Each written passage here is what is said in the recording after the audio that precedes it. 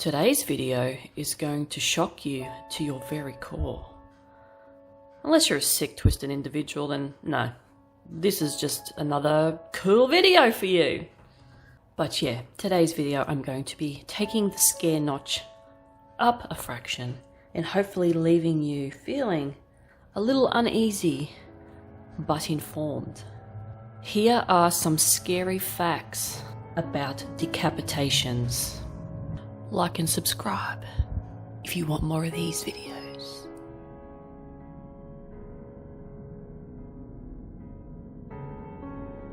What is a decapitation? A decapitation is an act of separating a head from its body, resulting in death.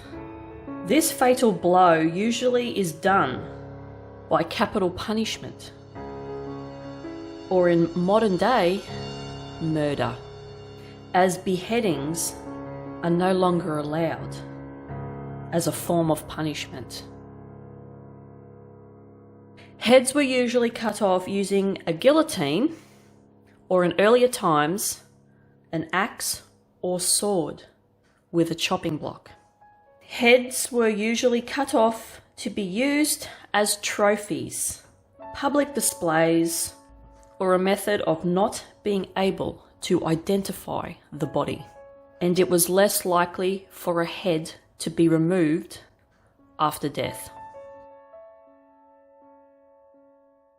If the weapon of choice was sharp and the executor was accurate, the death would be a quick and painless one.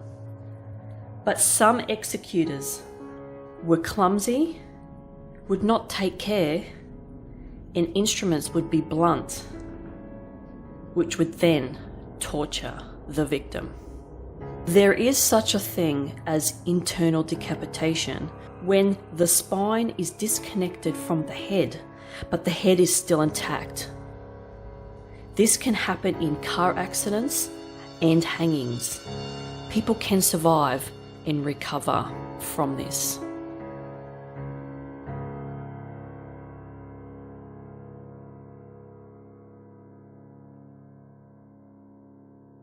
Although they proclaim that beheadings are quick and painless, it is a known fact that it can take 2 to 7 seconds for the brain to use the remaining blood and oxygen once separated from the body.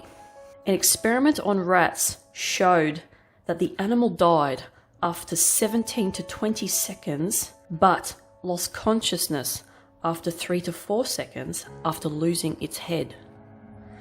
Beheadings are too complicated in suicide attempts, so they are extremely rare.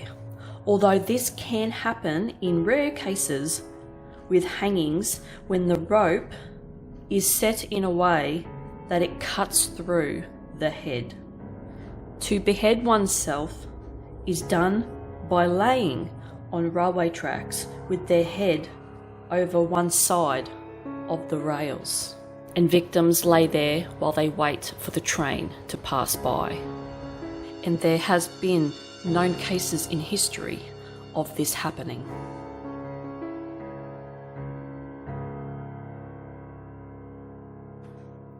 Bizarre cases of self-beheadings, for example, are from back in 2008. A Welsh businessman tied a rope around his neck and to the tree and took off in his car at a phenomenal speed, severing his head completely. In 2003, a 36-year-old builder built himself a homemade guillotine over a course of 3 months. He overdosed on sleeping pills, laid under the guillotine, and set a timer for the blade to come down. It has been said that several witnesses have come forward at beheadings to tell that the head's mouth and eyes have moved after decapitation. There has been several occasions where the head has tried to say something, but doctors later pass it off as nerves reacting. Because of such information that was floating around about this after each victim would be beheaded, the executors started yelling the names of the people after they had been beheaded to see if the head would react. In most cases, the eyes would look straight at the executor upon saying their name, no matter what position the head had fallen in. Some executors report the heads trying and succeeding in saying words after decapitation.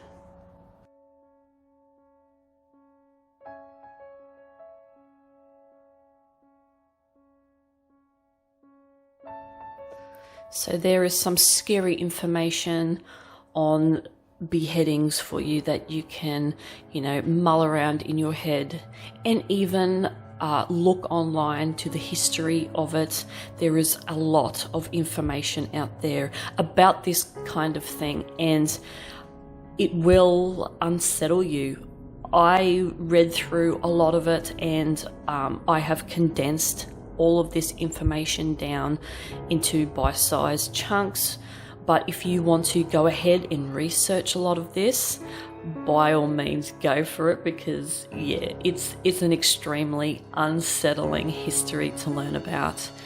But it does give you the knowledge and does inform you on what happened back in the day when people were beheaded as a form of punishment, which is not existing, which doesn't exist right now in our day and age, because obviously it's barbaric, and there would be a lot of people that would not agree with that sort of method now. But yeah, it's always good to have a look back on history and learn about the horrible things that happened.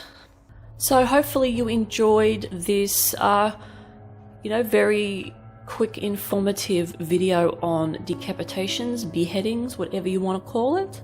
And I will see you guys in the next video. Bye.